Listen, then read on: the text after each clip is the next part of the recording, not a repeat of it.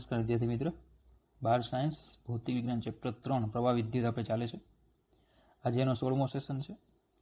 આજે આપણે 3 દાખલાઓ લેવાના છે જે આપણે લાસ્ટ ટાઈમ ક્રિચોફનો બીજો નિયમ જે ભણી ગયા, પ્રથમ નિયમ જે ભણી ગયા, બરાબર, એના પર આધારિત આપણે આજના 3 દાખલાઓ છે. બરાબર, ચાલો તો જોજો. તો એની પહેલાં તમને એ થોડુંક યાદ હશે કે ક્રિચોફના નિયમમાં તમને આ બાબત મેં કીધેલી કે ધારો કે અવરોધ છે, એમાં આ દિશામાં પ્રવાહ જાય છે. તો જો તમે આ દિશામાં ગતિ કરો, મુસાફરી કરો, બરાબર, કે ભાઈ એ બિંદુથી તમે બી બિંદુ તરફ જાઓ, તો સ્થિતિમાનમાં IR જેટલો ઘટાડો થાય. આનો અવરોધ R હોય તો સ્થિતિમાનમાં IR જેટલો ઘટાડો થાય. અને જો તમે આ દિશામાં જાઓ, એટલે કે પ્રવાહ જો સામો મળે, તો પછી સ્થિતિમાનમાં IR જેટલો વધારો થાય. બરાબર. બીજું તમને કીધેલું ઉદ્ગમ માટે, બેટરી માટે એવું કીધેલું કે ભાઈ તમે આ પોઝિટિવ છે, આ નેગેટિવ છે, તો પોઝિટિવથી નેગેટિવ તરફ જાઓ એટલે સ્થિતિમાનમાં E જેટલો ઘટાડો થાય. બરાબર. અને જો તમે નેગેટિવથી પોઝિટિવ તરફ જાઓ તો સ્થિતિમાનમાં E જેટલો વધારો થાય. તો ટૂંકમાં પ્લસથી માઇનસ જાઓ એટલે સ્થિતિમાન ઘટે અને માઇનસથી પ્લસ આવો એટલે સ્થિતિમાન વધે. તો આ વસ્તુ યાદ રાખવાની છે, એના ઉપર આધારિત દાખલાઓ છે. તો જો ઉદાહરણ 3.7 છે. આકૃતિમાં દર્શાવેલ નેટવર્કમાં દરેક શાખામાંથી વહેતો પ્રવાહ હતો. આકૃતિમાં તમને જે આ નેટવર્ક આપેલું છે, એટલે કે જે સર્કિટ અહીંયા દેખાય છે, એની જે બધી શાખાઓ છે, આ બધી શાખાઓ છે, કુલ 1, 2, 3, 4 અને 5 શાખા છે. આ 5 શાખામાંથી વહેતો પ્રવાહ તમારે ગોતવાનો છે. હવે બેઝિકલી આપણી બુકની જે આકૃતિ છે એમાં તમને આમાં કઈ શાખામાંથી કેટલો પ્રવાહી આપેલો છે ટેક્સ્ટ બુકમાં, પણ એવું બને કે ભાઈ પરીક્ષામાં તમને કઈ શાખામાંથી કયો પ્રવાહ એ ન આપે તો આપણે પ્રવાહ ધારવો પડે. બરાબર. તો આપણે પેલા પ્રવાહને ધારીએ કે સમજો કે ભાઈ અહીંયા 10 વોલ્ટની બેટરી છે, અહીંયા 5 વોલ્ટની બેટરી છે, ટૂંકમાં 2 બેટરી તમારી પાસે છે. તો હું ધારો કે 10 વોલ્ટની બેટરી છે, એમાંથી હું પ્રવાહ ધારું છું I1. 10 વોલ્ટની બેટરીમાંથી I1 પ્રવાહ આવે છે. બરાબર. હવે એ પ્રવાહ અહીંયાથી 2 ભાગમાં જશે, ડિવાઈડ થશે. થોડોક પ્રવાહ આમ જશે, થોડોક પ્રવાહ આમ જશે. તો ધારો કે આ શાખામાં જે પ્રવાહ જાય છે એ ધારો કે હું લઈ લઉં છું I2. તો પછી આ શાખામાં પ્રવાહ જશે I1 માઇનસ I2. બરાબર. કારણ કે આ જગ્યા પર એ બિંદુ આગળ ક્રિચોફનો પ્રથમ નિયમ એપ્લાય થવો જોઈએ. ક્રિચોફનો પ્રથમ નિયમ પ્રમાણે આવતો પ્રવાહ બરાબર જતો પ્રવાહ. તો આવતો પ્રવાહ એટલે I1 અને જતા પ્રવાહનો સરવાળો કરો એટલે આ બંનેનો સરવાળો કરો એટલે I1 થઈ જાય. તો જો આમાં I2 જાય તો પછી આમાં કેટલો જશે I1 માઇનસ I2. બરાબર. ચાલો હવે આ પ્રવાહ જ્યારે અહીંયા આવશે તો આ પણ 2 ભાગમાં ડિવાઈડ થશે. તો એનો મતલબ એવો થાય કે આપણે એક વધારાનો ચલ ધારવો પડશે, હજી ત્રીજો. તો હું શું કરું છું કે ભાઈ આ બેટરી જે 5 વોલ્ટની છે એમાંથી હું આ દિશામાં I3 પ્રવાહ લઈ લઉં.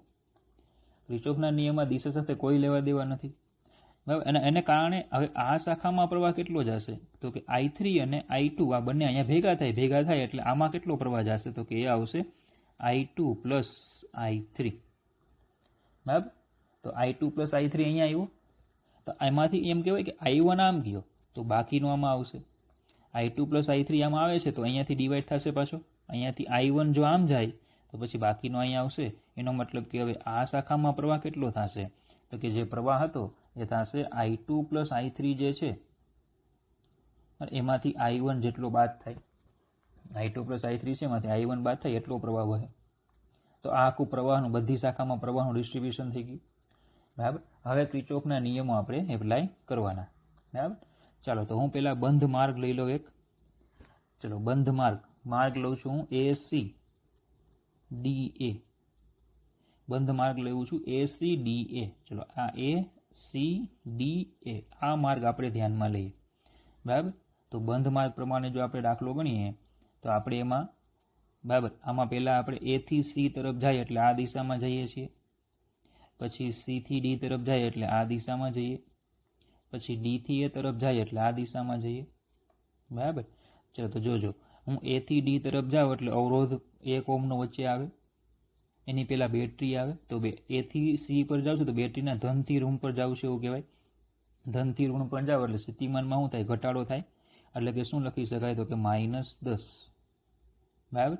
ચલો પછી આમ જાઉં છું તો પ્રવાહની વિરુદ્ધમાં જાઉં છું, કારણ કે આ અવરોધમાં પ્રવાહ જો કઈ દિશામાં છે C થી A છે અને ગયા આપણે એ થી સી, એટલે પ્રવાહની વિરુદ્ધમાં જાઓ તો સ્થિતિમાન વધે. કેટલો વધારો થાય? IR જેટલો થાય. તો પ્રવાહ I1, અવરોધ તો 1 ઓહ્મ છે એટલે ખાલી I1 લખું.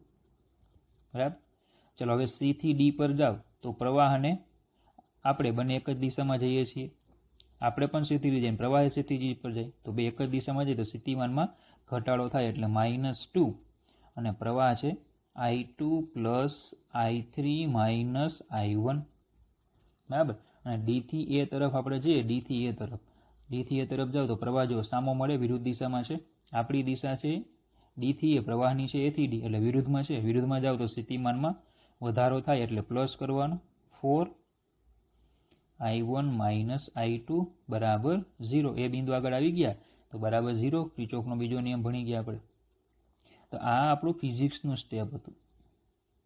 મારી જવાબદારી તમને આટલું ફિઝિક્સનું સ્ટેપ કરાવવાની હોય. તમારું આ સ્ટેપ ખોટું પડવું જોઈએ નહીં. આ સ્ટેપ તો સાચું જોવું જોઈએ, આ ફિઝિક્સ છે. હવે પછીના જે સ્ટેપ છે ને એ મેથેમેટિક્સના છે. મેથેમેટિક્સના સ્ટેપમાં પહેલાં તો થોડુંક સાદુરૂપ આપીને સિમ્પ્લિફાય સમીકરણ લાવવાનું છે. તો આ બધું કાઉન્સ છે એ છોડી દો તમે.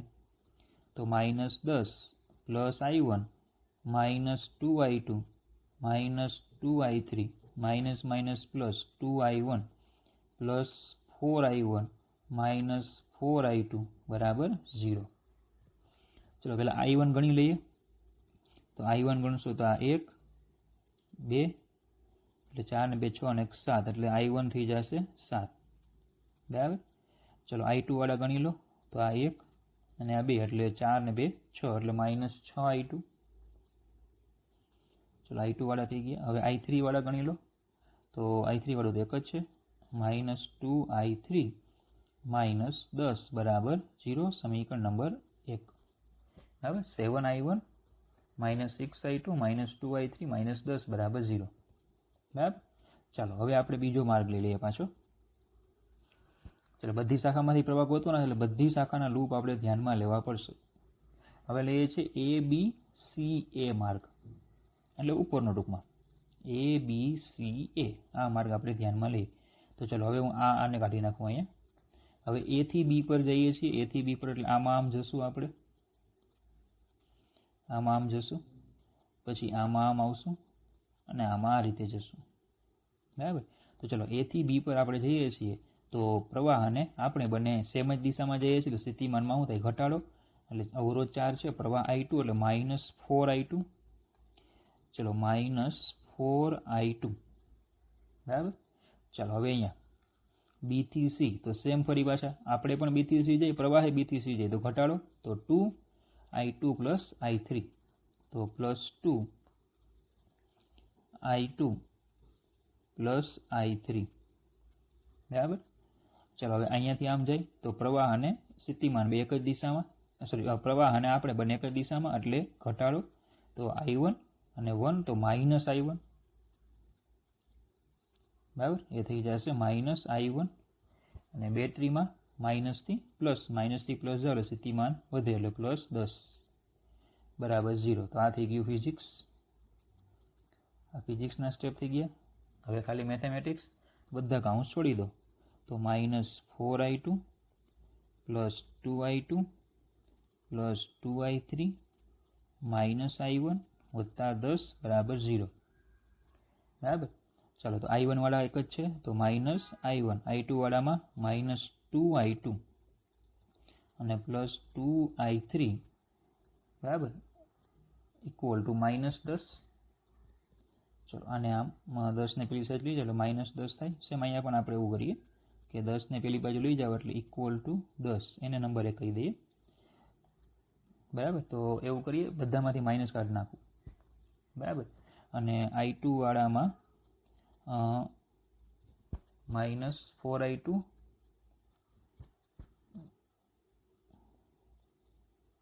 માફ કરજો, આપણે એક જગ્યાએ જરા ભૂલ થઈ છે.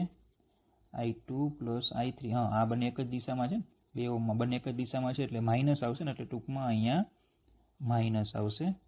એટલે આ માઇનસ અને આ -2I3. ચાલો એટલે એ ટોટલ થઈ જશે અહીંયા -6I2 -2I3 ઇક્વલ ટુ -10. ચાલો તો ફાઇનલી આવશે I1 plus 6I2 plus 2I3 equal to 10 સમીકરણ નંબર 2. બરાબર. ચાલો છેલ્લો હજી એક માર્ગ લઈ લઈએ. ત્રીજું આપણે બાકી હવે કયું છે તો કે આ પોર્શન. તો માર્ગ લઈશું આપણે બી ઈ ડી સી બી. બી ઈ ડી સી બી. બરાબર. ચાલો તો હવે એમાં કઈ દિશામાં જવાના છે જુઓ. તો બી થી પહેલાં ઈ થી આપણે જઈશું ડી, એટલે કે અહીંયા આમ જશું, એટલે ટૂંકમાં માઇનસથી પ્લસથી માઇનસ જશું, પછી અહીંયા આમ જશું અને અહીંયા આમ જશું. બરાબર. તો ચલો બીથી શરૂઆત કરો તો માઇનસથી પ્લસથી માઇનસ જાઓ, પહેલાં પ્લસથી માઇનસ જાઓ એટલે સ્થિતિમાનમાં ઘટાડો થાય, એટલે એ થઈ જશે -5. બરાબર. સ્થિતિમાનમાં ઘટાડો થાય. ચાલો હવે ક્યાં જવાનું તો કે અહીંયા આમ જશું એટલે બંને વિરુદ્ધમાં સ્થિતિમાન વધે તો 2i2 + i3 - i1 એટલે આવશે +2i2 + i3 - i1. બરાબર. ચાલો પછી હજી અહીંયા ઉપર જઈશું તો બંને વિરુદ્ધ દિશામાં સ્થિતિમાનમાં વધારો થાય એટલે 2 + 2i2 + i3 બરાબર 0. ઓકે. ચાલો તો આ ફિઝિક્સનું સ્ટેપ થઈ ગયું.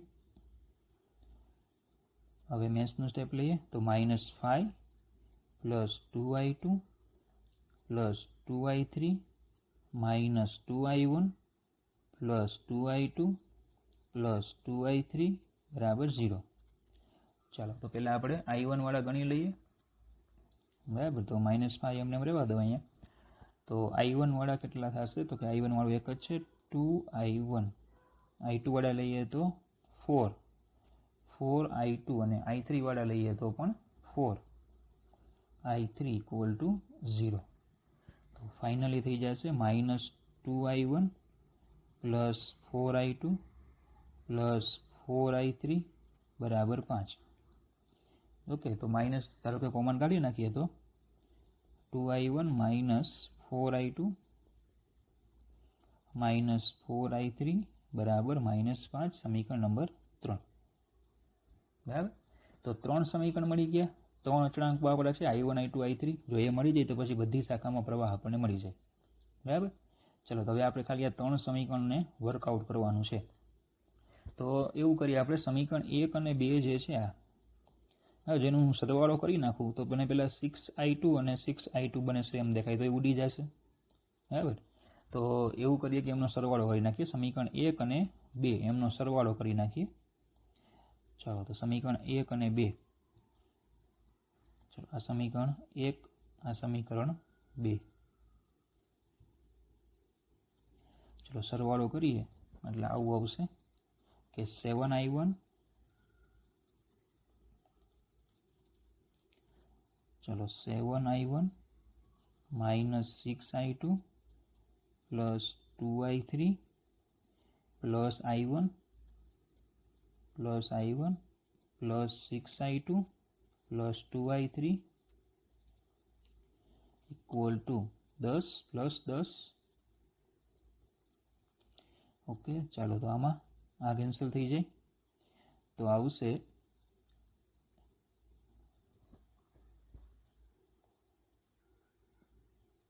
અહીંયા માઇનસ છે, આ માઇનસ. બરાબર. સમીકરણ 1માં ત્યાં માઇનસ છે તો આ પણ કેન્સલ થઈ જશે એટલે થઈ જશે 8i1 = 20. 8i1 = 20 તો i1 બરાબર 2.5 એમ્પિયર. ચલો આ પહેલું અચળાંક આપણને મળી ગયું i1. બરાબર. હવે આ જે i1 આવ્યું ને એને સમીકરણ 2 અને 3 એ બંનેમાં ધારો કે આપણે મૂકી દઈએ તો જોજો હવે. તો સમીકરણ 2 પરથી જો સમીકરણ 2માં મૂકી દો i1 ની જગ્યાએ એટલે આવશે અહીંયા 2.5 વત્તા 6i2 વત્તા 2i3 બરાબર 10. 2.5 વત્તા 6i2 વત્તા 2i3 બરાબર 10. બરાબર. તો આ ફાઇનલી આ સમીકરણ તમને આ રીતે મળશે કે ભાઈ 2 વડે ધારો કે બધાને ભાગી નાખીએ આપણે. બરાબર. તો પછી આપણે આ રીતે લખી શકશું આને કે i3 પ્લસ 3i2 બરાબર 10માંથી 2.5 બાદ કરીએ બરાબર, અને 2 વડે ભાગી નાખશું એટલે એ થઈ જશે 3.5. 10માંથી 2.5 બાદ કરીને ભાગ્યા 2 કરી નાખીએ એટલે થઈ જશે 3.75. આને હું નંબર આપી દઉં છું 4. સેમ આ જ રીતે સમીકરણ 3 લઈએ. સમીકરણ 3 પરથી ચલો એમાં પણ આપણે i1 જે છે ને એની કિંમત મૂકી દઈએ 2.5, એટલે 2i1 છે તો 2 × 2.5 minus 4i2 minus 4i2 minus 4i3 equal to -5. બરાબર. ચાલો તો આ અહીંયા થઈ જશે કે 5 minus 4i2 minus 4i3 equal to -5. ચલો તો આને પેલી સાઈડ લઈ જાવ એટલે -10 થઈ જશે, 5 ને લઈ જાવ એટલે 4i2 minus 4i3 equal to -10. તો આવશે i2 plus i3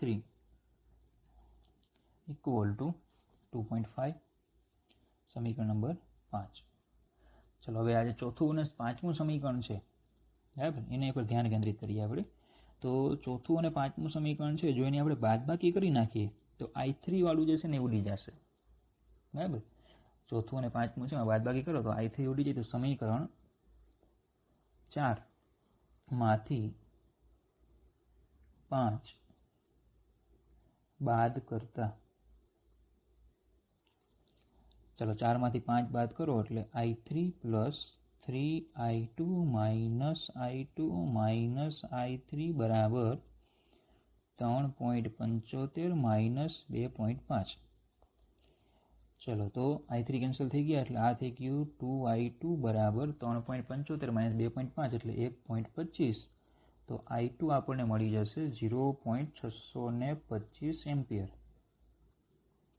ઓકે, ચલો આને સમીકરણ 4માં મૂકી દઈએ અથવા તો 5માં મૂકી દઈએ. તો સમીકરણ 5માં જો આપણે i2 ને મૂકી દઈએ એટલે આવશે 0.625 વત્તા i3 બરાબર 2.5. તો i3 બરાબર 2.5 માઇનસ 0.625 તમે કરો એટલે એ થઈ જશે 1.875 એમ્પિયર બરાબર. તો i1 i2 i3 મળી ગયા. તો આપણે બધી શાખાઓમાં પ્રવાહ મેળવવાનો કીધો હતો. તો ચલો ફાઇનલ આન્સર આપણે અહીંયા લખીએ. ફાઇનલ આન્સર લખીએ બધી શાખાઓ, એટલે ચલો કઈ કઈ શાખાઓ છે તો કે એક તો હતી AB બરાબર, અને ABમાં પ્રવાહ એટલે એનો જવાબ i2. પછી બીજી હતી AC, ACમાં પ્રવાહ એટલે i1. પછી ત્રીજી હતી AD, ADમાં પ્રવાહ એટલે i1 માઇનસ i2 બરાબર. પછી છે BC, એમાં પ્રવાહ એટલે i2 પ્લસ i3. પછી છે CD, CDમાં પ્રવાહ એટલે i2 plus i3 minus i1. અને પછી હતી BD, BDમાં પ્રવાહ એટલે i3 બરાબર. ચાલો તો i1 i2 i3 તમારે જવાબ યાદ જ હશે તમને બધા. તો i2 આપણો જવાબ આવ્યો હતો 0.625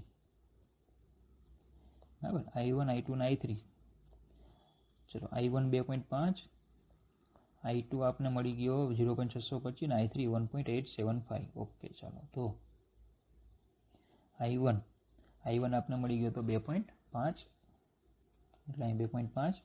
ચલો i1 માઇનસ i2 કરવાના એટલે 2.5 માઇનસ 0.625 કરવાના એટલે 1.875 એમ્પિયર. પછી i2 પ્લસ i3 તો 0.625 પ્લસ i3 આપણે મળી ગયો તો 1.875 i3 એટલે થઈ જશે 2.5 એમ્પિયર. ચલો અહીંયા તો કે i2 2.5 સોરી i2 એટલે 0.625 બરાબર, અથવા એવું જ કરીએ i2 એટલે 0.625 વત્તા i3.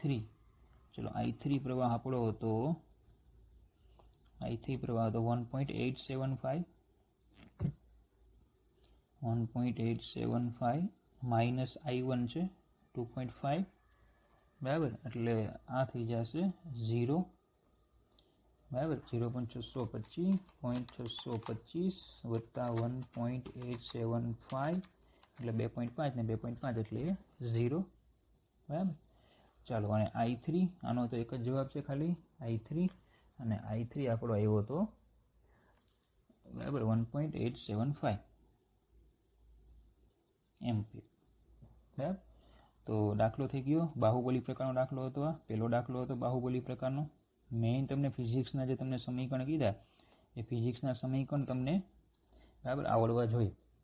પછી મેથેમેટિક્સ છે થોડું ધ્યાન રાખવાનું, અને ફિઝિક્સમાં મારે જે પેલી ભૂલ થઈ હતી પ્લસ માઇનસ એનું ખાસ ધ્યાન રાખવું, પ્લસ માઇનસની ભૂલ ન થાય, બરાબર. ચાલો બીજો એક દાખલો લઈએ.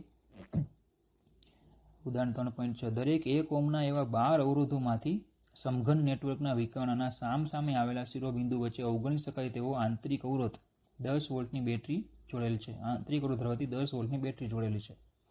મતલબ કે તમને સમઘન આપ્યો છે, એ સમઘનમાંથી પ્રત્યેક ભુજામાં 1 ઓહ્મનો અવરોધ છે, અને સામસામેના જે બિંદુઓ છે ત્યાં એમની વચ્ચે 10 વોલ્ટની બેટરી જોડી છે, જેનો આંતરિક અવરોધ અવગણીય છે.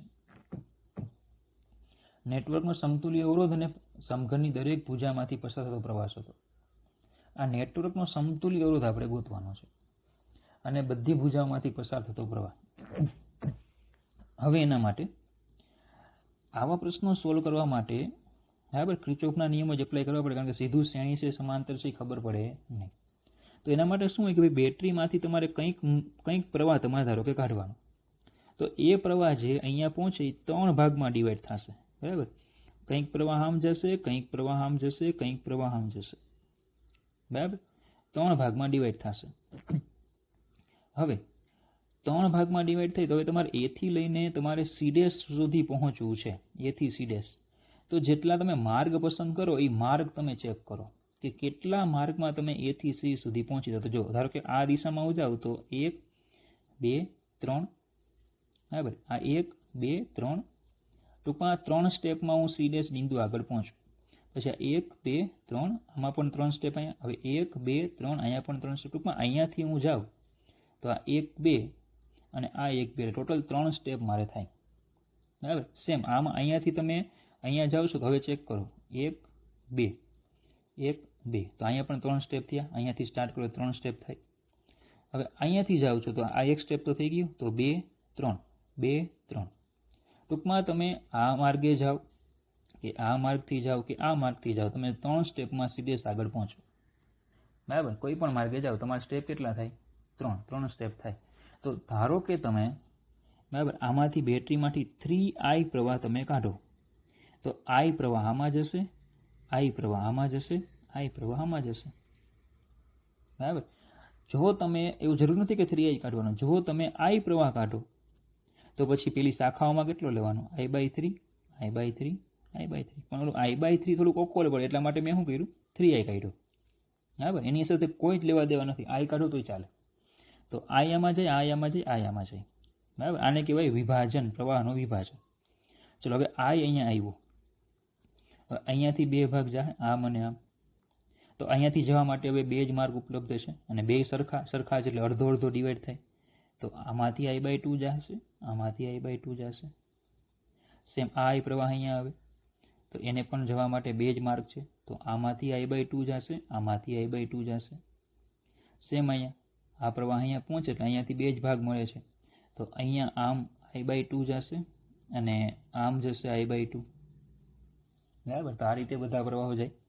ક્લિયર? હવે જો હવે આ બિંદુ આપણે D' ધ્યાનમાં લઈએ તો D' જો I/2 આવ્યો, આ I/2 આવ્યો એટલે આમાં કેટલો જશે? I. સેમ અહીંયા જો આ I/2 આવ્યો, આ I/2 આવ્યો એટલે આમાં કેટલો જશે? I. સેમ અહીંયા બરાબર C બિંદુ આગળ I/2 આવ્યો, I/2 આવ્યો એટલે આમાં કેટલો જશે? I.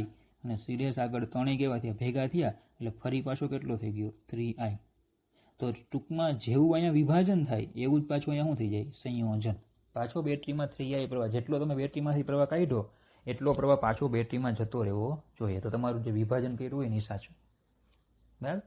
હવે આવા ઘણા બધા દાખલાઓ છે, બરાબર. બધામાં એક જ નિયમ, તમારે સ્ટેપ ગણવાના કે ભાઈ અહીંયાથી અહીંયા સુધી જવું છે તો કેટલા સ્ટેપમાં પહોંચાય. જો જે સરખા સ્ટેપ હશે એમાં સરખો પ્રવાહ જાય, બરાબર, બાકીના જે છે એમાં અલગ અલગ જશે. ઓકે, ચાલો હવે તમારે બરાબર એવો માર્ગ પસંદ કરવાનો કે જેમાં બેટરી આવતી હોય. બરાબર, આપણે અજ્ઞાત અહીંયા એક જ છે આઈ, એટલે આપણે આઈ ગોતવો પડે. તો એવો માર્ગ પસંદ કરો કે જેમાં બેટરી આવે. બરાબર, અને એ માર્ગ હંમેશા છે ને નીચેનો લઈ લેવાનો, કિનારે કિનારે લઈ લેવાનો કે ભાઈ એ થી બી, સી, સી ડેશ, ઈ ને એ કિનારે કિનારે લઈ લ્યો એટલે તમને મળી જાય. હંમેશા પહેલો માર્ગ એવો જ પસંદ કરવાનો કે જેમાં બેટરી આવતી હોય. તો એ, બી, સી, સી ડેશ, ઈ, એ આ માર્ગે આપણે જઈશું. બરાબર, જો બે અજ્ઞાત હોય તો હવે તમે એવો માર્ગ પસંદ કરવાનો બીજો કે જેમાં બેટરી ન આવતી હોય. એકમાં બેટરી આવતી હોય તે હોય ને એકમાં બેટરી ન આવતી હોય તે, એવા બે માર્ગ મારે પસંદ કરવાના હોય. એક જ અજ્ઞાત છે એટલે એકમાં જ તમારો જવાબ આવી જાય. બરાબર, ચલો એ થી બી પર જાઓ છો. એ થી બી પર તો પ્રવાહની દિશામાં જ જાઓ છો, સ્થિતિમાન ઘટે એટલે માઇનસ આવશે આઈ, કારણ કે અવરોધ તો એક જ છે. બી થી સી પર જાઓ એટલે માઇનસ આઈ બાય 2. સી થી ડી, સી ડેશ પર જાઓ એટલે આવશે માઇનસ આઈ. રિટર્ન આવો, હવે બેટરીમાં માઇનસથી પ્લસ જાઓ એટલે 10 બરાબર એ આગળ આવી ગયા એટલે 0. બરાબર, ચાલો તો આમાં અહીંયા બેટરીને આપણે ઈ કહી દઈએ તો ઈ બરાબર 0. ચાલો તો અહીંયા થઈ જશે આ ઈ બરાબર 2i પ્લસ આઈ બાય 2 એટલે ઈ બરાબર 5i બાય 2, સમીકરણ નંબર 1. હવે સમતુલ્ય લેવાનો. સમતુલ્ય એટલે શું? તો કે બધા અવરોધો કાઢી નાખવાના. તમારે એક જ અવરોધ લેવાનો, બેટરી આની યાદ રાખવાની, અને જો પ્રવાહ પહેલા જેટલો લીધો હતો 3i એટલો જો પછી આવે તો પછી આ અવરોધને બધાનો શું કહેવાય? સમતુલ્ય અવરોધ કહેવાય. તો સમતુલ્ય અવરોધ માટે લખી શકાય આઈ આર બરાબર અથવા તો ઈ એટલે વી બરાબર આઈ આર. તો આઈ એટલે 3i અને આર ની જગ્યાએ આર ઇક્વિવેલન્ટ નંબર 2. તો 1 અને 2 જે છે એની સરખામણી કરો. સમીકરણ 1 અને 2 પરથી તો આવશે 3i આર ઇક્વિવેલન્ટ બરાબર 5i બાય 2. તો આવશે આર ઇક્વિવેલન્ટ બરાબર આઈ કેન્સલ થશે, બરાબર 5/6 ઓહ્મ. એટલે આ તમને સમતુલ્ય અવરોધ મળી ગયો. બરાબર, ચલો બીજું આપણે ગોતવાનું કીધું હતું. સમતુલ્ય અવરોધ મળી ગયો ને, દરેક ભુજામાંથી પ્રવાહ. તો અજ્ઞાત અવરોધ આપણો આઈ છે તો પેલા પ્રવાહ પહેલા તો આઈ છે તો પેલા આઈ ગોતી લઈએ. બરાબર, તો એના માટે સમીકરણ 1 પરથી જો આપણે આગળ વધીએ તો ઈ બરાબર 5i બાય 2 આપણે આવી જ ગયા હતા. ત્યાંથી જો આઈને કરતા બનાવો એટલે 2e બાય 5 આવે. 2i બરાબર 10/5 એટલે અજ્ઞાત પ્રવાહ જે છે એ કેટલો છે? 4 એમ્પિયર છે. ચાલો બધી ભુજામાંથી પ્રવાહ કીધેલો તો સરખી ભુજાવાળા ભેગા કરી દેવાના. આઈ પ્રવાહ કઈ ભુજામાં છે? જો એ ડેશમાં છે એટલે ફાઇનલ આપણે અહીંયા આન્સર લખી શકો તમે ભુજાવાળો કે એક તો એ ડેશ છે. બરાબર, એ ડેશ, પછી છે એડી, પછી છે એબી. બરાબર, પછી ત્યાં પેલી બાજુ છે સી ડેશ અથવા ડી ડેશ સી ડેશ. બરાબર, સામેની બાજુ છે ડી ડેશ સી ડેશ, પછી છે સી ડેશ. બરાબર, અને પછી છે બી ડેશ સી ડેશ. બરાબર, આ ભુજામાંથી પ્રવાહ કેટલો? આઈ એટલે કે કેટલા જવાબ આવ્યા આપણે? 4 એમ્પિયર. અને હવે જે બાકીની ભુજાઓ વધી i બાય 2 વાળી છે તો કે એક છે એ ડેશ ડી ડેશ, પછી બીજો છે એ ડેશ બી ડેશ. બરાબર, પછી છે એટલે એ 2 થઈ ગયા. પછી છે ડી ડી ડેશ. બરાબર, D D dash, A dash B dash, A dash D dash. ચાલો પછી અહીંયા ડી ડી ડેશ અને ડીસી. બરાબર, પછી અહીંયા બીસી અને બીબી ડેશ, બીસી અને બીબી ડેશ. તો આ ભુજાઓમાં પ્રવાહ છે i બાય 2 એટલે કે 2 એમ્પિયર. હા, તો ફાઇનલ તમે જવાબમાં આ રીતે લખી શકો. ઓકે, તો ક્રિચોફના નિયમ પર આધારિત આપણે છે ને આ 2 દાખલા આપેલા હતા. બરાબર, હજી દાખલાઓ છે ક્રિચોફના નિયમ પર, પણ એ અમુક ટોપિક હજી આપણો નેક્સ્ટ સેશનમાં ટોપિક લઈએ એની પછી પાછા દાખલાઓ છે. બરાબર, નવા પરિપથો છે એમાં ત્યારે. ઓકે, ચાલો એ ગુજરાતીવાળો દાખલો છે, જોજો. ઉદાહરણ નંબર 3.2 છે. ઇલેક્ટ્રોનની ડ્રિફ્ટ ઝડપ કેટલાક એમ્પિયરના ગાળામાંના પ્રવાહો માટે કેટલાક મિલીમીટર સેકન્ડ ઇન્વર્સ જેટલી હોવાનો અંદાજ કરેલ છે, જે તમને એપ્રોક્સિમેટલી 1 મિલીમીટર પર સેકન્ડ મળે. તો પરિપથને બંધ કરતાં લગભગ તક્ષણ જ પ્રવાહનું નિર્માણ કઈ રીતે થાય છે? એટલે કેમ કે ઇલેક્ટ્રોનને તો ગતિ કરવા માટે વાર લાગે છે, પણ પરિપથ જેવો તમે બંધ કરો એનો મતલબ શું? કે ઇલેક્ટ્રોનિક્સમાં પરિપથ બંધ કરો એનો મતલબ કે ખરેખર પાવર એમાં શરૂ થાય. બરાબર, કળ બંધ કરો એવું કહેવામાં આવે. દાખલા તરીકે કોઈ આપણે કી આપેલી હોય તો આને ખુલ્લી કહેવાય. આ ખુલ્લો પરિપથ છે. બંધ કરો એનો મતલબ કે ત્યાં તમે કળ મૂકી દો તો એને બંધ કહેવાય. તો પ્રવાહ પસાર થાય. તો પ્રવાહ પસાર થાય તેમ કે છે ઇલેક્ટ્રોનને તો કંઈક વાર લાગે, એનો વેગ તો 1 મિલીમીટર પર સેકન્ડ છે, પણ છતાં જેવો તમે સ્વિચ ઓન કરો એટલે તરત જ પ્રવાહ થાય. બરાબર, તો એવું કેમ? એમ તો જો, પરિપથમાં પ્રકાશની ઝડપથી વિદ્યુત ક્ષેત્ર પ્રસ્થાપિત થતાં દરેક બિંદુ આગળ ઇલેક્ટ્રોન ડ્રિફ્ટ ઉત્પન્ન કરે છે. પ્રવાહ સર્જવાની પ્રક્રિયામાં ઇલેક્ટ્રોનને એક છેડેથી બીજા છેડા સુધી પહોંચે તે માટે રાહ જોવી પડતી નથી, કારણ કે પ્રકાશની ઝડપથી ગતિ કરે. આમ છતાં પ્રવાહને તેના સ્થાયી મૂલ્ય સુધી પહોંચવા થોડો સમય તો લાગે છે. મતલબ કે 5 એમ્પિયર પ્રવાહ પરિપથમાં વહે તો 0 થી 5 સુધી પહોંચવા માટે કંઈક ક્ષણ લાગે છે, પણ કેવો સમય છે? પ્રકાશની ઝડપથી વિદ્યુત ચુંબકીય તરંગો ગતિ કરતો હોવાથી એક એવી હોય છે, ખૂબ વિદ્યુત ક્ષેત્ર જે છે એ પ્રકાશની ઝડપથી ગતિ કરે એટલે ખૂબ ઓછો સમય હોય છે. બરાબર, સ્થાયી પ્રવાહ સુધી પહોંચવા માટે કંઈક વાર લાગે. ઇલેક્ટ્રોન ડ્રિફ્ટ એ વાહકમાં પ્રવર્તતા વિદ્યુત ક્ષેત્રને કારણે અનુભવાતા બળને કારણે ઉદ્ભવે છે, પણ બળ તો પ્રવેગ ઉત્પન્ન કરે. તો પછી શા માટે ઇલેક્ટ્રોન અચળ સરેરાશ ડ્રિફ્ટ વેગ પ્રાપ્ત કરે? એ પણ આપણે થિયરીમાં ભણી ગયા છીએ કે ઇલેક્ટ્રોનની ઉપર વિદ્યુત ક્ષેત્રને કારણે ઇલેક્ટ્રોન ઉપર બળ લાગે તો ઇલેક્ટ્રોન તો પ્રવેગી ગતિ કરે, પણ છતાં આપણે ડ્રિફ્ટ વેગ અચળ શું કામ લઈએ છીએ? તો એ પણ થિયરી વખતે સમજાવેલું કે દરેક મુક્ત ઇલેક્ટ્રોન વિદ્યુત ક્ષેત્રની અસર હેઠળ પ્રવેગિત થાય છે. તેથી ડ્રિફ્ટ ઝડપ ત્યાં સુધી વધે છે જ્યાં સુધી ધાતુના ધન આયન સાથે અથડામણ ન કરે. ઝડપ ક્યાં સુધી વધે? અથડામણ ન કરે ત્યાં સુધી ઝડપ વધતી જાય. જેવો અથડામણ કરશે એટલે પાછું એ બરાબર સ્થિર થશે, એટલે એની ઝડપ 0 થઈ જશે, ફરી પાછો પ્રવેગિત થશે અને ફરી પાછી ઝડપ શું થાય? વધતી જશે. અથડામણ બાદ તે તેની ડ્રિફ્ટ ઝડપ ગુમાવે છે, પણ અથડામણ બાદ પ્રવેગિત થઈ તેની ડ્રિફ્ટ ઝડપમાં બીજી અથડામણ ન થાય ત્યાં સુધી વધારો થાય છે. બરાબર, બીજી અથડામણ ન થાય ત્યાં સુધી શું થાય? ડ્રિફ્ટ ઝડપ વધ્યા રાખે. આમ વારંવાર ચાલ્યા કરે. તેથી સરેરાશ રીતે ઇલેક્ટ્રોન અચળ ડ્રિફ્ટ વેગ મેળવે છે. ડ્રિફ્ટ વેગ આપણે કયો લઈએ છીએ? સરેરાશ લઈએ છીએ. સરેરાશ રીતે ઇલેક્ટ્રોન કેવો વેગ પ્રાપ્ત કરે છે? અચળ ડ્રિફ્ટ વેગ પ્રાપ્ત કરે છે. બરાબર, ચાલો. જો ઇલેક્ટ્રોનની ડ્રિફ્ટ ઝડપ ઘણી નાની અને ઇલેક્ટ્રોનના વિદ્યુત ભારનું મૂલ્ય પણ નાનું હોવા છતાં શા માટે આપણને સુવાહકમાં ખૂબ મોટા પ્રમાણમાં વિદ્યુત પ્રવાહ મળે? કેમ કે ડ્રિફ્ટ ઝડપ ઘણી નાની છે, ઇલેક્ટ્રોનના વિદ્યુત ભારનું મૂલ્ય નાનું છે, તો શું કામ પ્રવાહ વધારે મળે? તો એનું એકને જ કારણ એ કે સુવાહકમાં ઇલેક્ટ્રોનની સંખ્યા ઘનતા ઘણી વધારે હોય, ઇલેક્ટ્રોન પુષ્કળ હોય. આથી સરેરાશ રીતે સુવાહકમાં ખૂબ મોટો પ્રવાહ વહે છે. ધાતુમાં ઇલેક્ટ્રોન જ્યારે નીચેથી ઊંચા સ્થિતિમાન તરફ ડ્રિફ્ટ થાય તો શું તેનો અર્થ એવો થયો કે ધાતુમાં રહેલા બધા જ મુક્ત ઇલેક્ટ્રોનો એક જ દિશામાં ગતિ કરે? તો ના.